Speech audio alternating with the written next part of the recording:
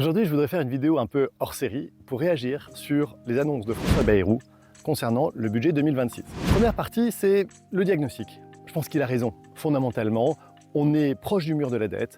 Les agences de notation et les banques vont probablement arrêter de nous financer bientôt. Il est urgent de baisser la dépense publique. Ensuite, les mesures proposées. Finalement, pour moi, c'est, désolé pour cette expression, mais une cautère sur une jambe de bois. On va économiser 44 milliards d'euros.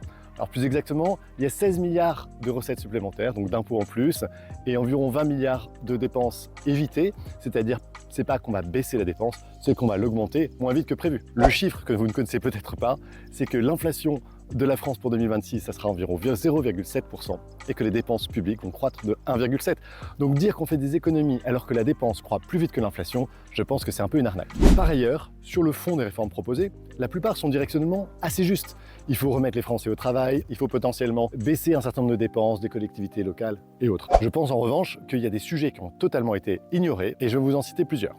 1. Comment est-ce qu'on remet les Français au travail? Comment on augmente le taux d'activité? Le sujet n'est pas de faire travailler plus les travailleurs qui sont aujourd'hui en emploi en supplément des jours fériés, mais plutôt ceux qui ne travaillent pas. Comment fait-on pour qu'ils se mettent à travailler? Que ce soit les jeunes, et en particulier aussi les personnes en fin de carrière. Le deuxième sujet, c'est l'État. L'État, il n'y a quasiment rien. On va baisser de 3000 fonctionnaires. 3000 fonctionnaires sur 5,8 millions, c'est moins de 1 pour 1000. Et vous nous dites que c'est un effort. Non, l'État doit se mettre à la diète au même titre que tout le monde. Donc il faut arrêter avec cette permanence de la dépense de l'État. Il faut fondamentalement revoir le périmètre de l'État. Enfin, des aides sociales. En France, on est le pays au monde qui dépense le plus pour le social. Et il va falloir sérieusement s'attaquer à cette dépense.